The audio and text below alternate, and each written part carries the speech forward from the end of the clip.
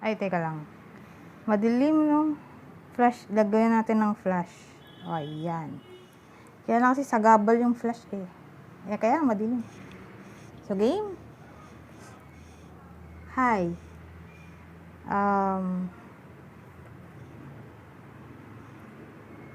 Saan na ba ako natapos? Virgo. Di Libra na.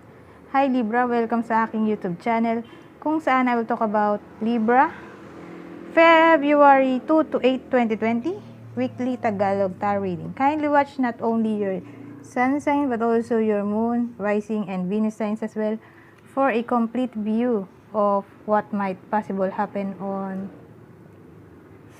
February 2 to 8, 2020. The link is in the description down below. So let's get started, shall we? Okay. So, gamitin natin yung bagong cards para maiba naman yung mapakita ko sa channel na to. Yung iba kasi baka naiinip na since paulit yung tarot cards na pinapakita ko sa loob ng 4 na buwan. So, bumili ako ng bagong cards para somehow mag-enjoy naman kayo. Hindi lang ako yung nag-enjoy. So, game. Anong message po pala para sa mga Libra sa linggong ito? Okay. Ito na. Ano to? Letting go. Oho. Teka. Dito muna to. Wait lang ayusin ko lang to. Itong deck. Baka mahulog. Madali kasing masira. Di katulad nung una kong card. Sa bagay, galing China yata yun. Dapat mo, madaling masira. Pero ayaw ko, hindi siya nasisira. Ay, pasira na nga siya actually. Kaya nga hindi ko siya masyadong ginagamit dahil baka masira na siya. So, yung ibang card kasi nahulog yung bago kong card. Grabe. Tag dito. Kaya iniingatan ko kasi baka masira ulit. Oh my God. So, game.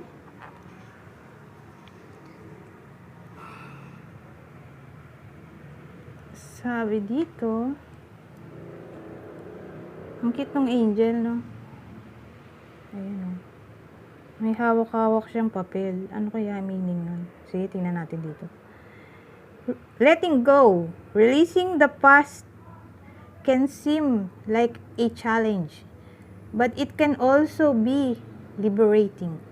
Your angels will help you let go so that you can fly higher than ever before. Endings always herald new beginnings.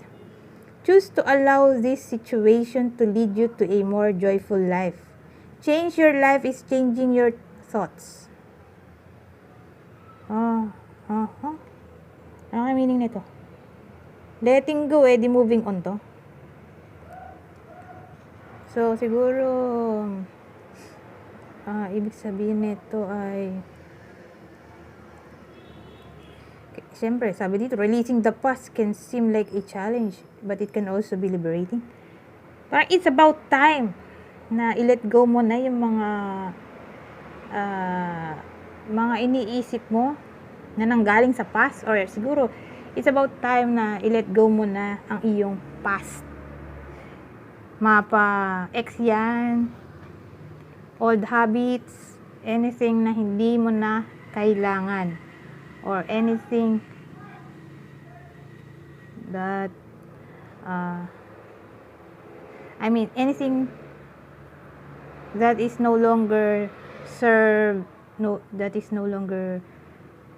you. Basta ganun.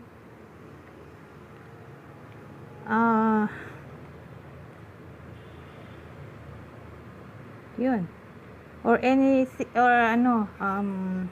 mga nagpapahirap sa buhay mo ngayon na hindi mo ma-let go before, parang nire-require ka na ng universe na i-let go mo na, as in now na, ganun.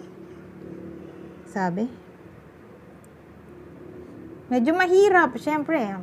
Ang change. Kahit sino naman ayaw ng change. Syempre, kaya mahirap ang change dahil parang magsisimula ulit sa panibago or magsisimula ka ulit sa level 1. Nasa level 15 po, nasa level 13 ka na. Tapos, babalik ka na naman sa level 1, di ba? Ang hirap. Kaya, yung iba, kaya yung mahirap para sa atin na mag-change or magbago. Kasi mahirap mag-adapt. Di ba?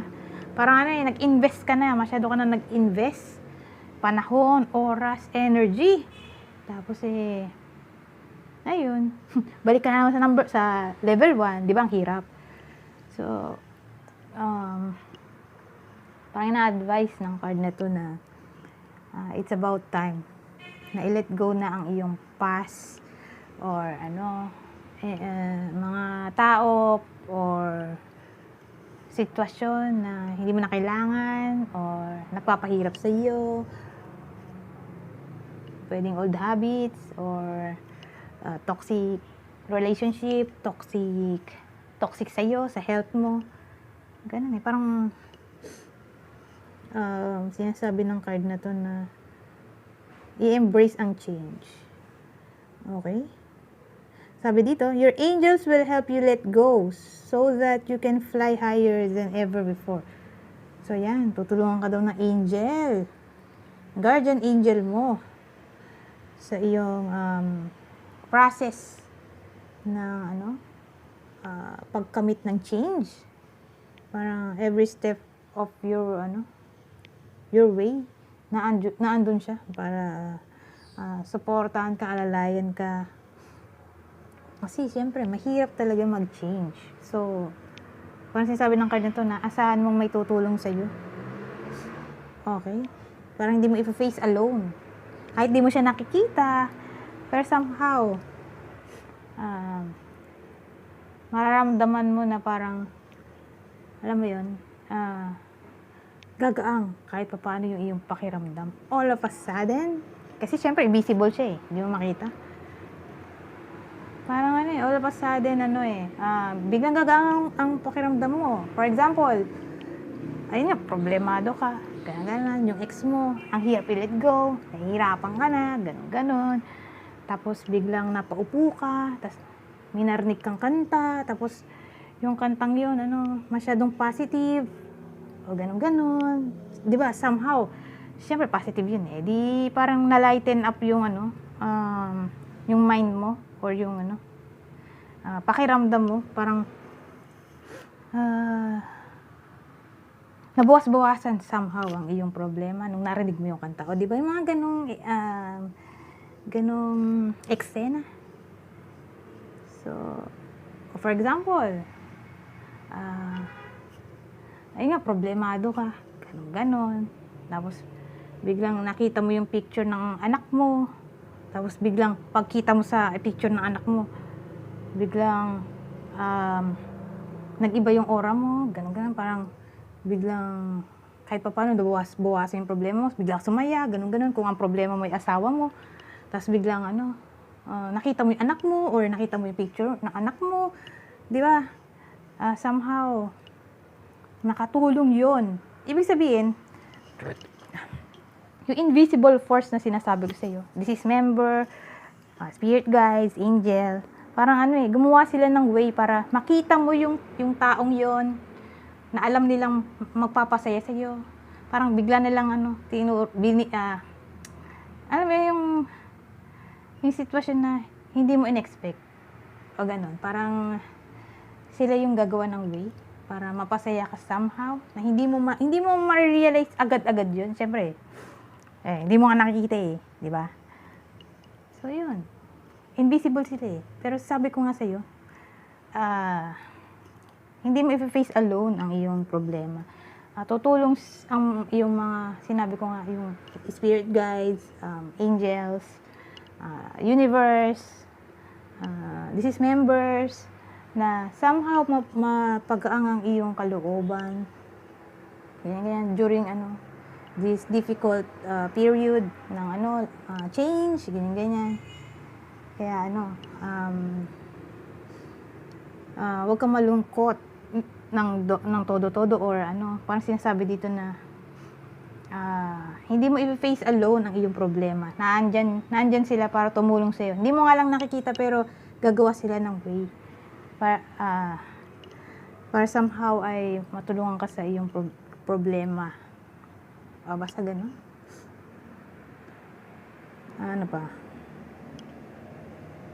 Basta siguro din have faith syempre kay God na matulungan ka sa iyong problema. Kasi alam mo yun, iba rin kasi yung nagagawa ng religion. Nagmimilagro, di ba? Healing, support, wisdom.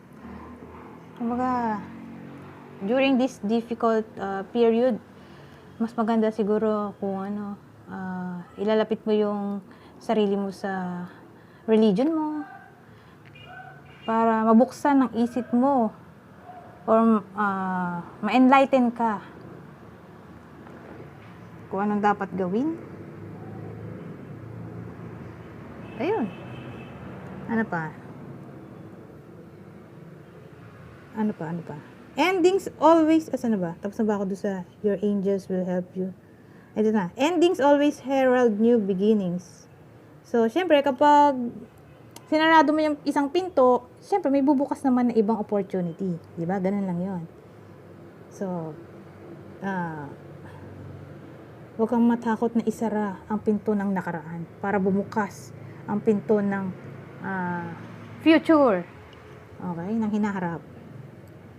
Choose to allow this situation to lead you to a more joyful life. O, ayan.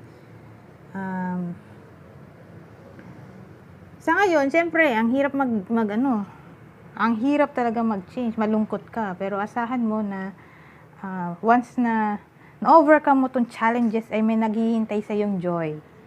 Okay? Think positive or be optimistic.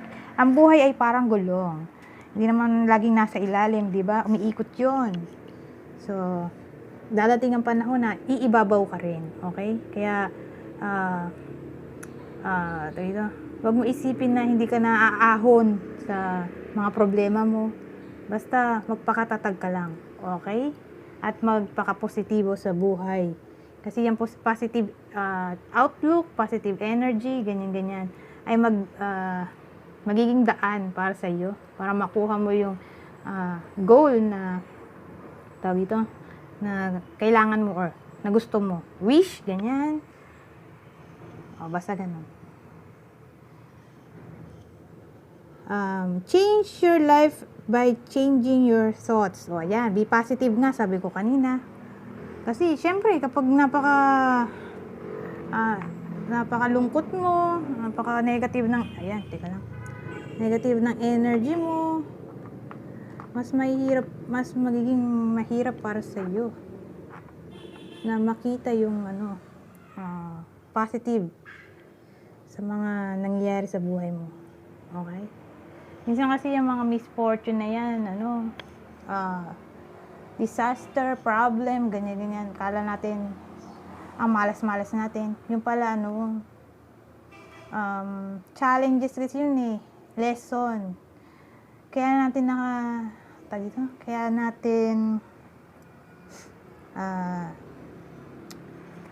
dumadating sa buhay natin yan is to make us be more wise or, pangit ng English ko, oh my God. To make us wiser. O ganyan. Or parang mag-grow yung ating soul. Okay? Parang spiritual growth. Parang itong mga nangyayari sa buhay natin. Lesson or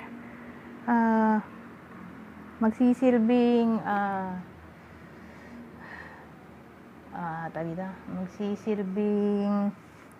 daan para makamit natin yung spiritual growth. Or malay mo,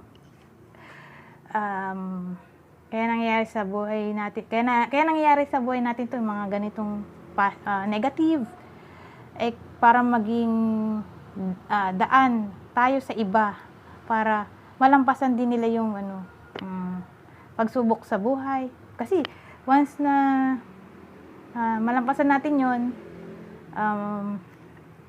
kung sakaling may makilala tayo na pinagdaanan natin, since nalampasan natin yun, Siyempre, waste na tayo. E di, matutulungan natin yung iba sa paraan na ginawa natin. Kung paano natin na-reach yung ating goals or paano natin nilampasan natin ang mga pagsubok sa buhay. Parang ikaw yung magiging inspiration ng iba. Ganon. Or source of wisdom para matulungan mo din yung iba. Kasi nga nalampasan mo yun. So, yun. Isipin mo na lang na